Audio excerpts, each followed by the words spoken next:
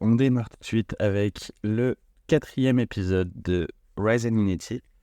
Et c'est un épisode assez particulier, dans le sens où c'est une lettre très intime que j'ai pu faire à mon père. Euh, les plus hypersensibles d'entre nous vont pleurer, moi y compris. Mais enfin voilà, je vous souhaite une bonne lecture. Ave Maria, quel drôle de nom pour cette entrée de prose. Cela fait quelque temps que la mort tourne autour de ma famille, et cette prise de conscience me vient dans un de ces fameux soirs dans le désert aride du bush australien, dans ce caravan park, motel, station essence, restaurant, lieu de vie et de travail. Un lieu bien peu commun, parfait pour exploiter mes marches méditatives. Et lors de ma marche, j'apprends malheureusement le décès d'une père d'une amie. Je me sens immédiatement submergé de peine pour cette épreuve, et commence à faire le lien que dans ma vie, la notion de deuil de rapport avec la mort est de plus en plus présente ces derniers temps. La mort des chiens de ma tante, la mort d'une amie de la famille. Ça fait beaucoup de résonance pour ne pas que je m'attarde dessus. Et je me demande alors pourquoi la mort de mon père est un message que j'interprète beaucoup depuis un moment, depuis environ 2 ans. Mon père a été traumatisé par la mort inexpliquée de son père aux alentours de 55-57 ans. Il était malade, l'hôpital n'a pas su ce qu'il avait. Puis il a eu une vague où il allait beaucoup mieux. Quelques jours, très intenses. Pour ensuite abandonner mon père avec aucune explication. Et en écrivant ces lignes, je sens ce que mon père a pu ressentir. Toutes ces choses qu'il n'a jamais pu lui dire de son vivant. Tout son être incluant sa vulnérabilité de l'enfant, qui a peur de rentrer dans ce monde d'adulte. Il a peur de ne plus jamais être heureux, cet enfant, et avait besoin d'apprendre de son papa. Comment faire alors pour devenir comme lui, cet homme qui a élevé 4 enfants, en adoptant 3 enfants issus de relations diverses et passées, avec chacun 4 ans d'écart et un monde entier de complexité, d'expériences et de vie qui les composaient. Alors, lorsque j'ai vu tous ces signes, je me suis posé la question de comprendre ce que j'avais derrière. Si l'on parle de la peur de mourir, je me dis que non, ce n'est plus le cas. J'ai bien compris de par mes expériences que ce voile n'existe pas, et que pour moi les relations avec les défunts sont parfois beaucoup plus intéressantes car beaucoup plus profondes, encore. Mais cette peur est bien là pourtant. Alors, serait-ce la peur d'être abandonné? Est-ce que je me sens prêt? Est-ce que tu penses avoir réussi, papa, à m'élever suffisamment pour devenir l'homme responsable que tu aspirais à ce que je devienne? Je ne te demande pas si tu apprécies ce que je deviens, mais juste si tu es sûr que je peux vivre sans toi. Est-ce que tu m'as appris tout ce que tu voulais m'apprendre? Est-ce que tu as aimé autant que tu le désirais? Est-ce que tu ne m'en veux pas trop de toutes ces années d'ignorance, de toutes ces années de prise de tête? On n'a jamais vraiment pris le temps de parler, toi et moi, car dans la société, les hommes ne parlent pas de ces choses si peu profondes. Les hommes ne vont pas explorer devant les autres leurs sentiments et les partager avec l'autre. Pourtant, c'est bien là une des choses que tu m'as transmises. C'est la capacité d'exprimer ses sentiments, tels qu'ils sont. Et toi, c'est dans ta manière d'être que tu as été l'artisan de ma vie, celui qui m'a aidé à me bâtir, celui qui m'a aidé à devenir celui que je suis. Et si jamais tu partais, aurais-je le courage de te dire tout cela avant, de pouvoir accueillir ton départ à cœur léger, sans cette once de regret? A-t-on réellement assez d'une vie pour exprimer tout ce que les mots ne peuvent signifier? Est-ce que toi aussi, tu ressens cette énergie? Est-ce que moi aussi, j'arrive à transmettre ces si belles émotions à travers mes créations? Je n'arrive pas à m'observer et je ne sais pas si un jour je serai vraiment prêt à me dire que tu me regarderas, plus avec ces yeux bleus que je n'ai jamais vu vieillir. À toujours garder cet œil de loin, parfois du fond de la pièce, pour voir si tout se passe bien, s'il faut que tu interviennes ou non, même si parfois tu ne savais pas toi non plus ce qu'il fallait faire. Tu n'avais pas appris encore tout ce que tu as appris aujourd'hui et que tu continues d'apprendre chaque jour. Pour cela, tu m'impressionnes. Je t'admire et je ne sais pourquoi je te le dis si peu. Je sais que toi seul comprendras certaines lignes, comme le fait qu'André me disait combien il est fier de nos évolutions en faisant craquer ma chambre, alors que je renifle mon nez rempli de morve.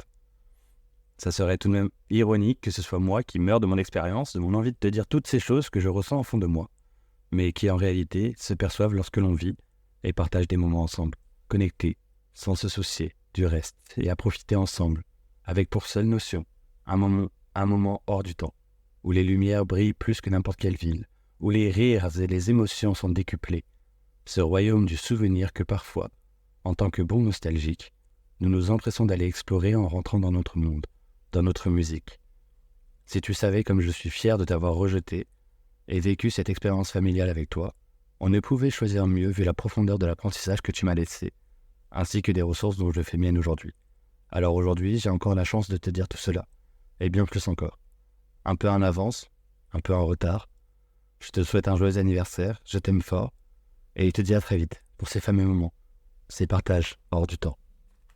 Bah finalement, c'était pas si terrible. J'ai même été plus rapide que quand je l'ai lu la première fois. Donc j'espère que c'est toujours audible. Quoi qu'il en soit, on est environ 3 semaines, bientôt 4, après ce fameux message que j'ai envoyé à mon père, parce que du coup je l'avais envoyé directement. Pour vous expliquer la réaction, il a demandé à ma mère, il est venu voir ma mère en lui posant le téléphone sur la table. Message que j'avais aussi envoyé à ma mère pour qu'elle comprenne la situation et comment elle allait réagir, effectivement. Et il lui a dit tu peux me traduire, je comprends pas, j'ai fait un truc de mal. Mais j'ai eu la confirmation après que ce simple message, ce simple écrit de mes pensées, de mes émotions, et de l'avoir envoyé, avait fait que mon père avait une amélioration au niveau de sa santé. Il a eu un cancer de la peau. Il était observé et suivi tous les mois. Et à la dernière observation, du coup, à la dernière consultation, on lui a dit qu'il pouvait revenir dans 3 mois seulement. Donc, il y a une énorme évolution au niveau de sa santé. Et même au niveau de sa personne, ma mère le surprend des fois à se parler à lui-même.